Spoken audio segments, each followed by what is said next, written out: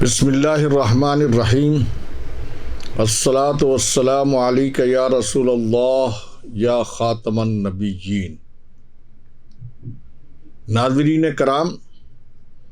آپ دیکھ رہے ہیں لائیو ڈیجیٹل نیوز کا ہفتہ واری پروگرام ہیلتھ ڈائری، اور میں ہوں آپ کا میزبان سراج الدین امجدی۔ اللہ کریم سے امید ہے کہ آپ جہاں بھی ہوں گے بخیر و عافیت ہوں گے۔ آج میں اپنی گفتگو کا آغاز محکمہ صحت سندھ میں اس دھماکہ خیز صورتحال سے کروں گا جس میں محکمہ صحت کے سرکاری ملازمین کی احتجاجی تحریک 5 نومبر کو 21ویں روز میں داخل ہو چکی ہے، اور اس کے نتیجے میں سب سے زیادہ خطرناک صورتحال جو سامنے آئی ہے وہ اس صوبے کے غریب مریضوں کے علاج معالجے کا معاملہ ہے۔ افسوس تو یہ ہے کہ نہ تو صوبائی حکومت یعنی سائیں سرکار کی جانب سے اب تک اس کا کوئی نوٹس لیا گیا ہے، اور نہ ہی وزیر صحت مریضوں کی تکالیف، ان کی دربدری اور ان کے لا علاج ہونے پر انہیں کوئی ملال، افسوس یا فکر ہے۔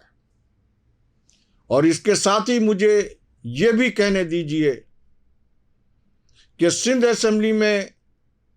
موجود اپوزیشن کی جماعتوں کی جانب سے مسلسل اس عوام کے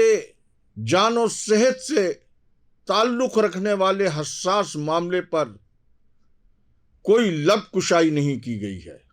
یہ بے حسی کا وہ المناک پہلو ہے کہ جس پر ہم اپنی سیاسی قیادت کی سوچ و فکر کو مثبت کسی بھی صورت میں نہیں کہہ سکتے ہیں، اور اس احتجاجی تحریک کو دبانے کے لیے حکومت مثبت اقدامات کے بجائے اپنے منفی اقدامات کے ذریعے اور طاقت کے ذریعے اور انتقامی کارروائی کے ذریعے صورتحال کو مزید خراب کرتی ہوئی نظر آ رہی ہے، اور جس کے نتیجے میں محکمہ صحت کے انتظامی افسران اور ملازمین کے مابین ایک نئی جنگ کا آغاز علیحدہ شروع ہو چکا ہے۔ اور یہ تمام تر صورتحال کی حکومت براہ راست ذمہ دار اس لیے ہے کہ اس سے پہلے محکمہ صحت کے ملازمین کے گرینڈ ہیلتھ الائنس سے حکومت نے جو مذاکرات کیے تھے، اس مذاکرات پر عمل درآمد کے بجائے اس کو بیوروکریسی کے ذریعے اس طرف لے جایا جا رہا ہے جس سے ملازمین میں اشتعال بڑھتا جا رہا ہے۔ میں پوچھتا ہوں صوبے کے نااہل اعلیٰ سید مراد علی شاہ صاحب سے کہ جو مریض علاج کے بغیر زندہ درگور ہیں، اور گلشن حدید کراچی میں ٹینٹ سٹی میں علاج کی سہولیات کے فقدان کی وجہ سے اب تک 5 ٹینٹ سٹی کے رہائشی موت کے منہ میں جا چکے ہیں۔ کیا انہوں نے صوبے کے وزیر اعلیٰ کی حیثیت سے ان کی کوئی خبر لی؟ اس کا انہیں کوئی علم ہے سوائے اس کے کہ ملک میں سیاسی عدم استحکام کی بنا پر نہ صرف ملک میں بلکہ صوبہ سندھ میں مریض رل گئے ہیں، اور نااہل اعلیٰ کو پی ڈی ایم کی وفاقی حکومت بچانے کے لیے سندھ پولیس بھیجنا تو یاد ہے، لیکن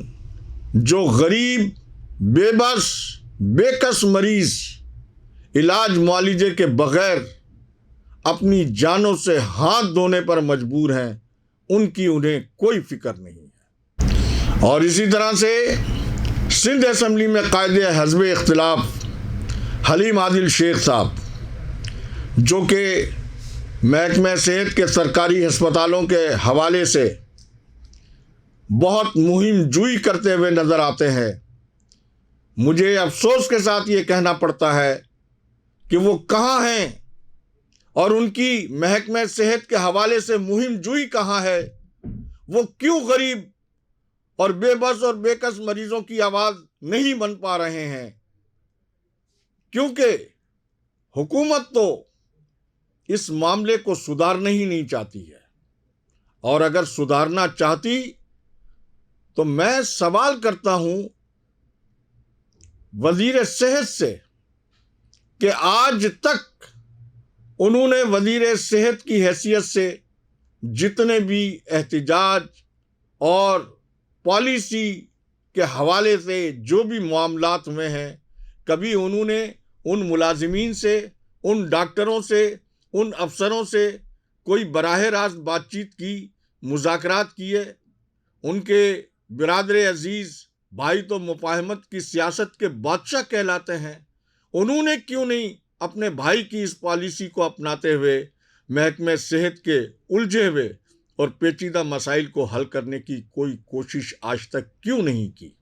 میں تو یہ کہوں گا کہ حکومت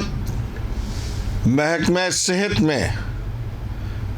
بغاوت جیسے عمل کو روکنے میں، اپنی رٹ کو قائم کرنے میں مجھے کہیں نظر نہیں آ رہی،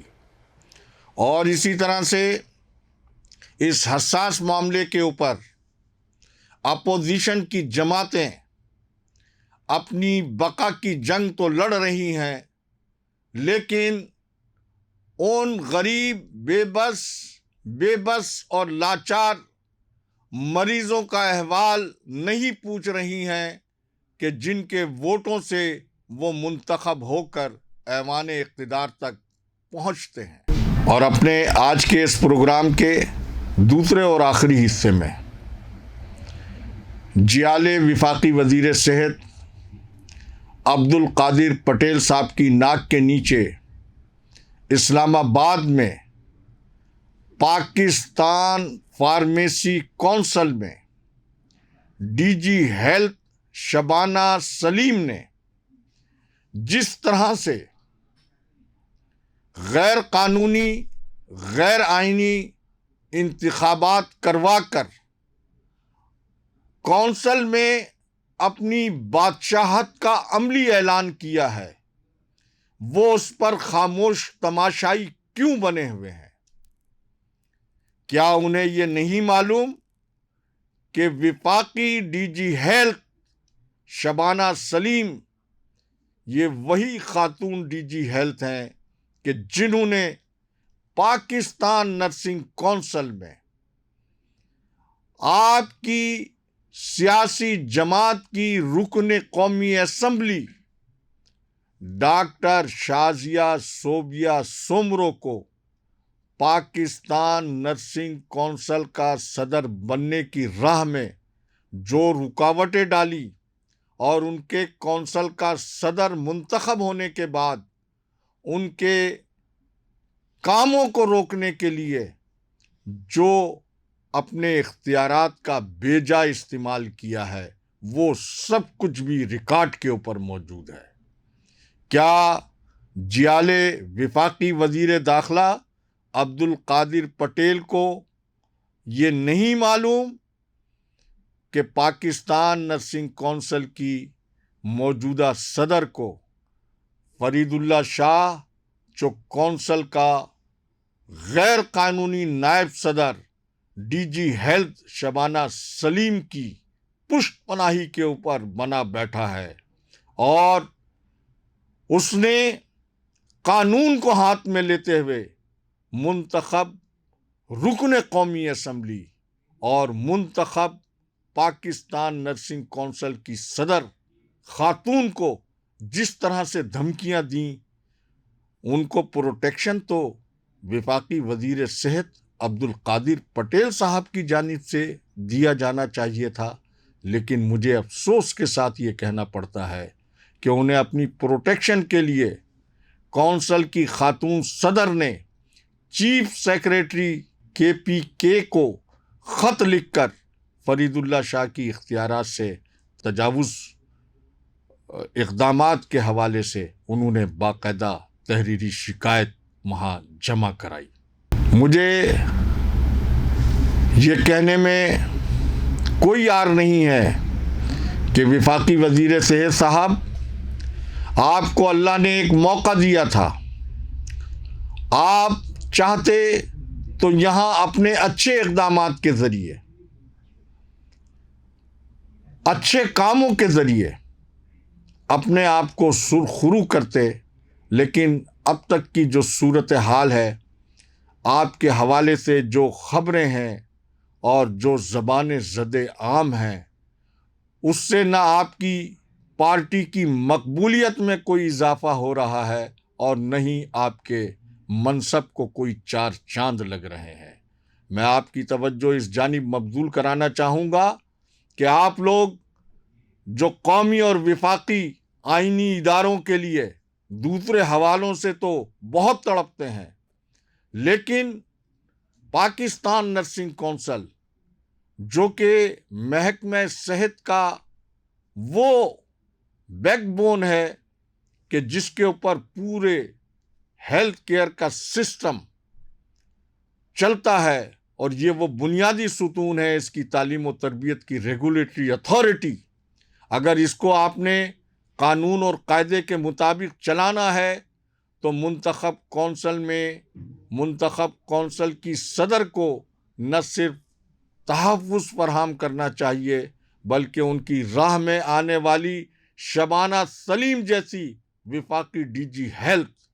جو کہ صحت کے محکمے میں صحت کش اقدامات میں ملوث ہیں، ان کو فی الفور وفاقی ڈی جی ہیلتھ کے عہدے سے ہٹا کر اپنے آپ کو سرخرو کرنا چاہیے۔ اس کے ساتھ ہی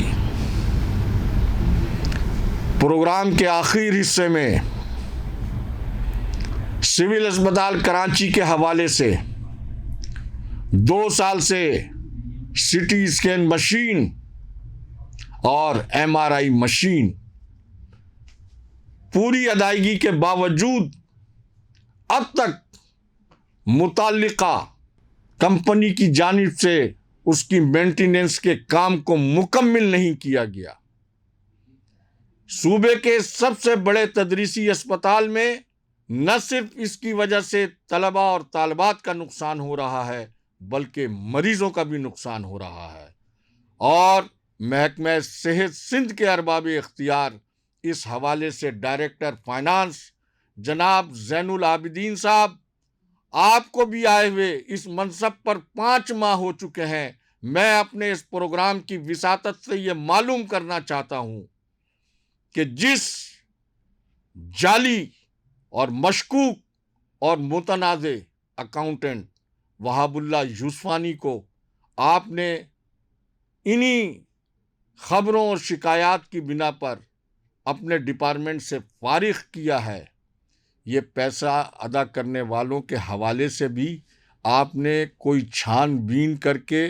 ملزمان اور ذمہ داروں کا بھی کوئی تعین کیا ہے یا نہیں کیا ہے؟ اس کے ساتھ ہی میرے آج کے پروگرام کا وقت ختم ہوا۔ خدا حافظ۔ پاکستان زندہ باد۔